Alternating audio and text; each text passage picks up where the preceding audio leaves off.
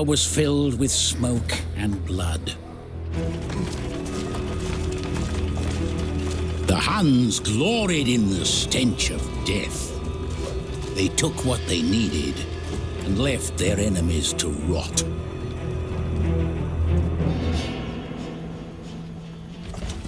The Huns were free. They rode and fought and lived. Fear built Roman walls. They were right to be afraid.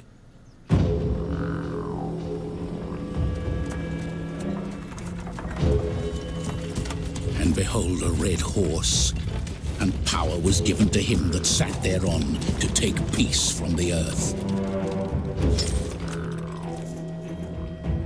Those with gold offered it by the wagon. The Huns took it and allowed them to live. In fear, at least until they returned.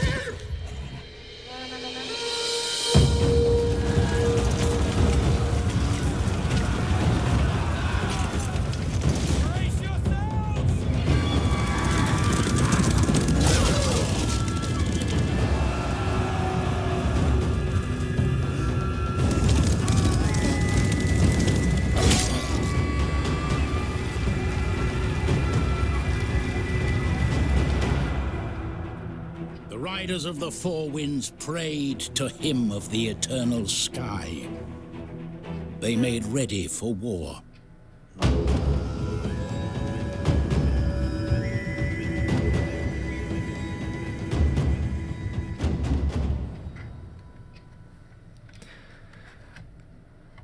Hailing from the eastern steppes, yours...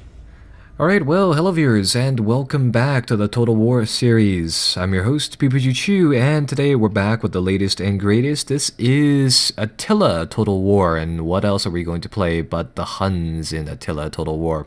So, we start off the game here. That was the opening cutscene, and we're on the game map. Issued a first mission just like Rome 2, and it looks like all we're really supposed to do is survive until spring 400.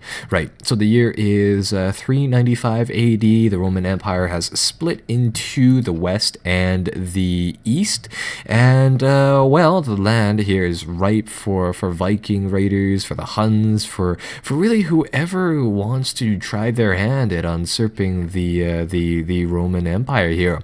Right. So what does Attila bring us over here? Well, actually, the first thing that you may have noticed is that the map is awfully short of enemy cities and all that, and that is because one of the new additions for Attila Total War is the concept of these mobile Huns camps, really encampments in general, where for the Hunnic factions, the army and the city is really just one thing. So our armies actually carry like entire structures and things with them, and in general, the Huns here are just all about just pillaging and destroying lands. Really, we get the Scourge of God bonus here for fighting Christian factions, and we also get the horsemen of the Apocalypse, which effectively just gives us a ton of things whenever we decide to pillage and raise settlements. Really, oddly enough, we actually get more settlement growth when we pillage settlement, or when we pillage enemy settlements,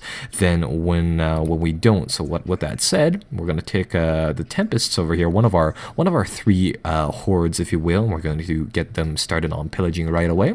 And some of you guys may have noticed that our income and food surplus here actually bumped up, and that is exactly what I'm talking about. So, they've added a lot of different features to the game. One thing is, again, just these Hunnic horde factions. They revamped the family/faction tree here, and I believe this is different depending on which faction you play as. So with the Huns here, we have a wide variety of different offices, different family members, and different commanders can take, which will help us, which will grant us different bonuses. If you play as something like the Romans, you get a Senate and you can appoint governors to different provinces. There's a bit of a summary screen, and there are just a few info panels here and there. And in addition, they've also revamped the military or the technology tree. So it's a lot more fully fledged than what we've seen in Rome Total War 2. Anyhow, we'll start up research by doing numerical superiority, getting us warriors camp, a new building there.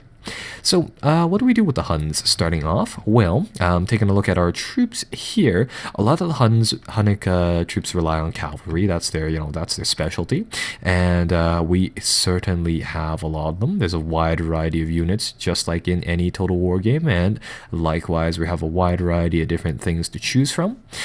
Starting off, I'm going to play this turn safe, and I'm going to buy us some melee infantry just to sort of give our guys some sort of a backline to work off of.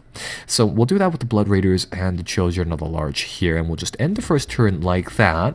And another thing that I wanted to talk about was, unlike Rome 2, the turns go very, very fast in this. The turn processing is pretty good, aside from the larger civilizations like the Western and Eastern Roman empires. The turns go pretty fast. But anyhow, talking a little bit about our game plan here. So the ultimate goal is to raid the Romans and to raid whatever prominent faction there is, really to pillage the promised land is really what we're trying to do here. But in the meantime, unfortunately, our troops are not up to date. The Huns don't start as these legendary, legendarily strong factions. They need to work up to that title. So with that said, we might as well conquer the north of the map here, the area of Hyboria over here, Sarmatia, Europe, and area. And we really just want to see what we can get out of these areas before we sweep east. So one of the things that we want to know is, so for example, what happened to Parthia? What happened over here in Sicya over here? Well, actually, this is all desolate territory.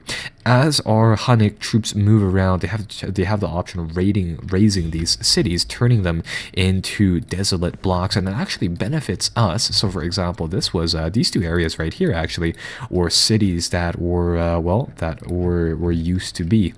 So that is another new addition.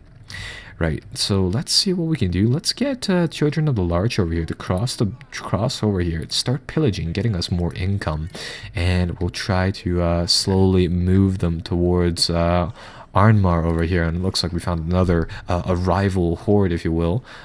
These guys are the Roxolians, the Long Riders, pillaging and doing things similar to us over there. And we might as well bump up the infantry here as well for the Tempests. We can also check up on the security of this one particular location as well. And that'll be a uneventful second turn, but don't worry, things will pick up very, very soon. So early inside the game here, with the Huns, we can pillage and we can absolutely destroy every single thing not inside the city, just given our superiority with cavalry. But our offer is fair and honorable. No, I'm not gonna accept that. But later on, once we have to start to take down cities and such, things become slightly more difficult. So, for example, here we'll get 2 more units of Hunnic spears, and we'll declare war on this faction. With the balance of power being largely in yellow, that means that we are largely stronger than them. And my oh my, would you look at that, an empty settlement. So this will be a quick auto-resolve battle for us. 90 defenders, so this should be quick. And it's going to go down just like that. So now what can we do? Well, now we can raise the settlement. So with the Huns, you actually don't even get the option to settle these places. That's just flat out not an option. You can either raise them or you can either sack them for more gold. We're gonna raise it, so we're going to burn this place down to the ground. It's gonna spread that lovely animation that just engulfs the place. And I didn't know that. Yeah, I did not know that went on for that long. Does it ever stop? I don't really know if that's a bug or anything, but that doesn't seem to be stopping. Anyhow, maybe they just have a really long reach, but yeah, that's going to burn everything there is there. And what that is going to do for us is that is incidentally going to increase the amount of wealth we have. Just, yeah, kind of because of that conquest bonus, because once we raise places, we actually get growth, as counterintuitive as it may seem. But there you go. So that is one town down. Right, so Hun Accords on the move. And the nice thing about our faction is that because we're so mobile, two of our armies can just regroup with each other in no time, really. And you know what? With Children of the Larch here, I'm going to get them to recruit some more Hunnic Spears this battle, or this turn, because next turn it looks like they have a full stack inside that inside Arnmar that we're going to siege and hopefully take down. And that's right, they've also revamped the character screen, so most of the stuff carries over from the previous game. So your guys have an age, they have an influence value, they have a loyalty to the current leader, really. They have a wide variety of different traits, and they have their 3 different skills, and they also have a skill tree right here. So what we can do is that we can grab 2 levels in lightning, which is really the thing that starts off the Hunnic tree. This will give us a 10% missile attack rate, which is quite nice. And I think we'll just lock that in. We'll research another tech, and we'll research involuntary levy, which will reduce the recruitment costs for infantry, and we will get another turn down just like that.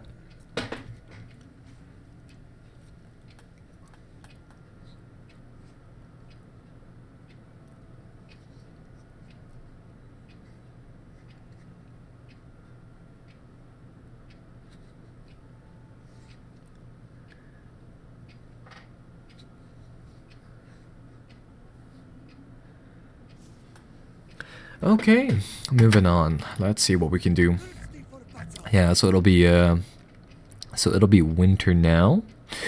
The turns inside this game are divided into different seasons, and inside winter, let's see.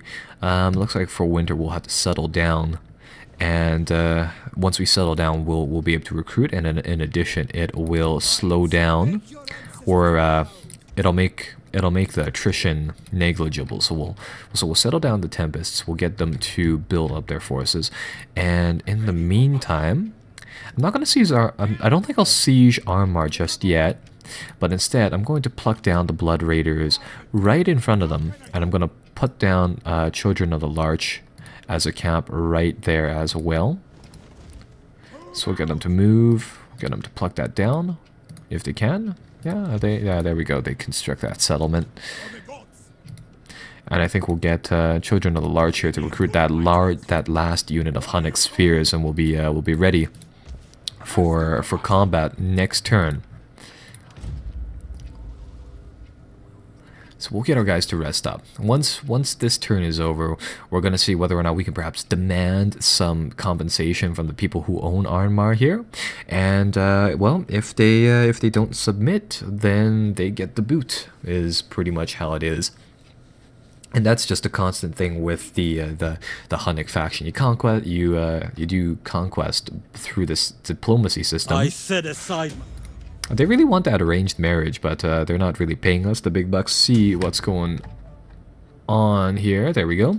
But the game has a tendency to stall up whenever it issues you a mission. Hopefully that didn't make 2 videos. If it did, welcome to episode 2, guys. Hopefully it didn't, but that is a thing with the recording program. Right, but back on track. The Huns are right at the gates of the of Arnmar and the Antians over here. So we're gonna go to the Arturians. Let me hear your talk. I warn you, I have no stomach for the meek or nice. And then I'm going to demand payments from them. And I'm going to see whether or not they will give me any cash for letting their places go. And since they've elected to not to give us anything, well, I think we're going to give them the boot. So how are we going to do this? Well, unfortunately there's no catapults available. Or maybe there's some catapults available over here with Children of the Large. But we're going to get our guys back in normal stance. And oh, that's right, these guys are full, so they can't actually recruit anything. But either way, we're going to declare war on the Anteans. And we are going to, launch the siege here. We're going to bring some ladders to get our infantry up and across. And we'll hunker down for the siege of Arnmar right there. So that'll be one of the things that we do right away. Over here, looks like the Tempests are under threat, seeing as how the people, the Salivanians over here, are sending the Black Axes to intercept us. Right, well, that is definitely not going to be something that we will allow.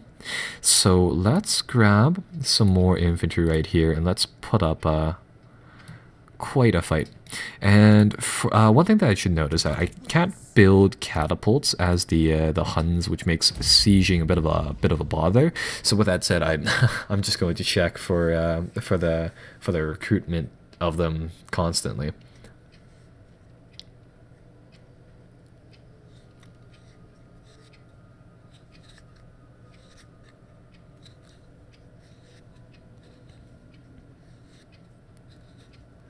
And there they are.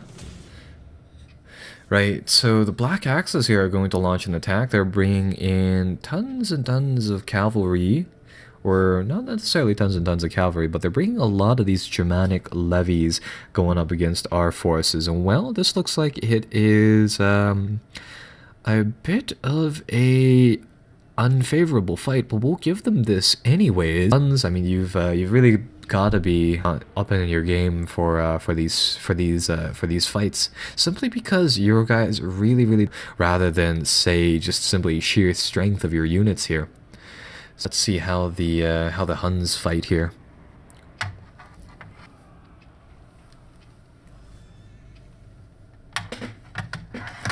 And what are we fighting in today? Nice hilly map, bit of forests on both sides, and oh my, would you look at that, a nice tiny little town on the side. Alright, so here's what we're going to do. We're going to deploy our infantry right over here. These Hunnic spears, they're more or less just average infantry.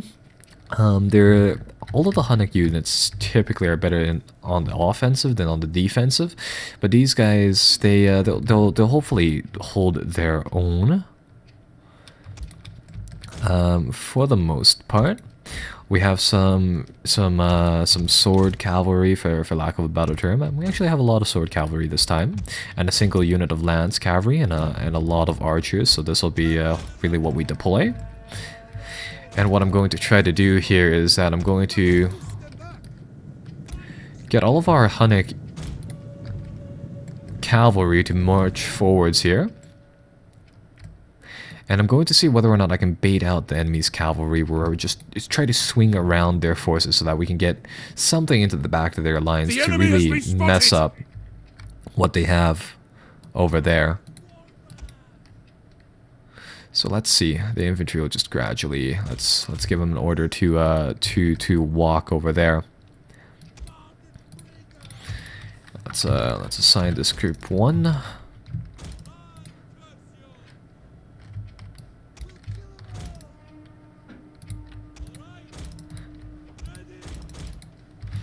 Just narrowly avoid those catapult shots. And the idea for our bowmen are simple. Our mounted bows can shoot while they move. So what we'll always try to do here is we'll try to bait out the enemy's cavalry. We'll see whether or not we can get some shots onto them. Preferably from a direction where we can't hit our own cavalry.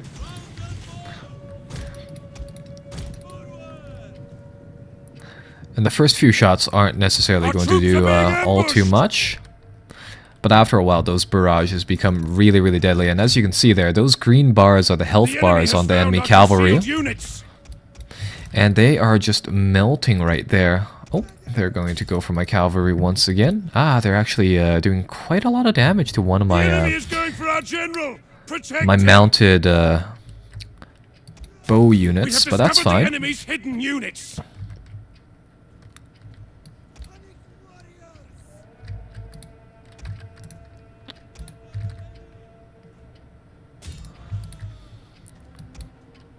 Try to claw them out and get a nice victory just like that.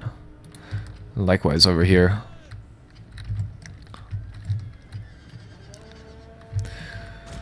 We'll get rid of that blob of troops as well.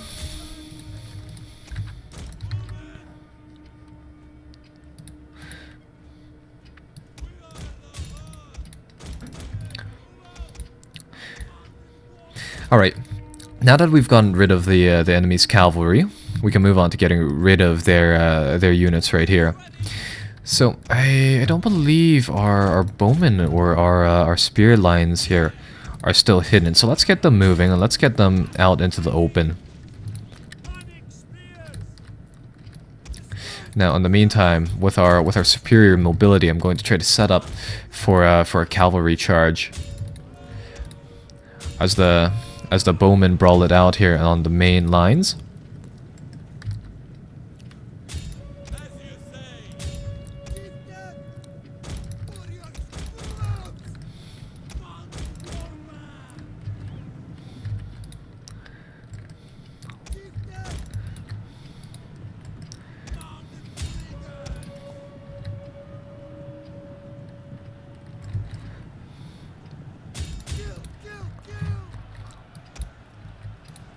The men have thrown down their weapons and are fleeing!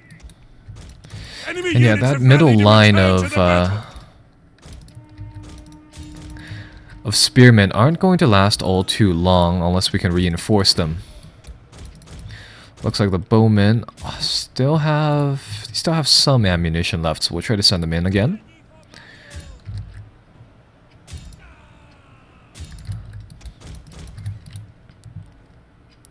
And soon enough, this unit here will disappear as well. This area over here, these guys are already routing.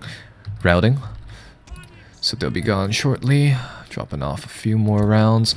I see some lightly packed levy units, so we'll try to send something there.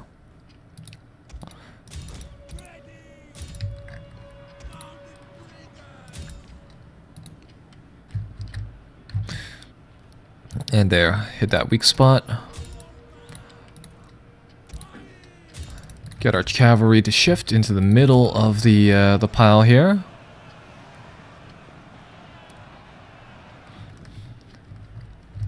And that creates just a nice, lovely pocket of enemy troops. So now,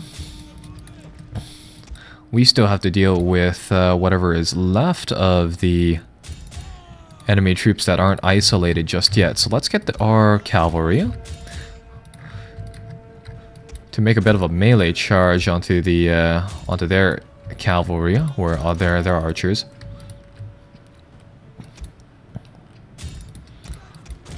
And there. So the white bannered ones are the units that we've broken. The white flashing units are also broken, but they have a chance to losing their advantage. to regain cohesion. And that axe unit is pretty strong, so I don't want them to go. So we'll try to get this charge going as well.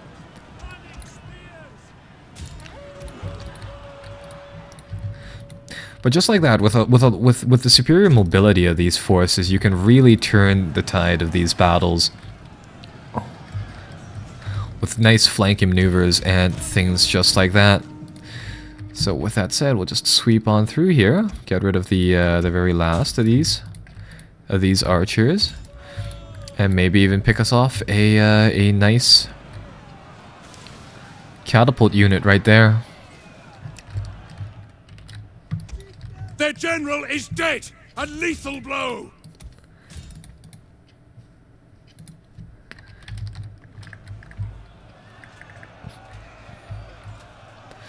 And there, would you look at that? So that is our first Total War Attila battle. Right, so nice victory. Fighting double forces, we managed to knock. That is definitely a trade-off that we can and will go for. So that definitely puts the Black Axes over there to shame. And, well, we'll be back on the screen shortly. Take these guys out, and we have those options to sell them, to replenish our forces, or to kill the captives. Once again, this time we're going to capture, we're going to sell them just because. And would you look at that, that gave us 2 veterancy levels as well. So, gotta say, quite a few successful first turns. And their enemy general killed in battle, 2 of them in fact. Right. So, I think this will be a nice place to end off episode 1. I'll see you guys next time in episode 2, and if you haven't done so already, be sure to like and subscribe for those automated notifications for you, and it definitely, of course, helps me out quite a while as well. So, hope to see you guys there. Bye-bye for now.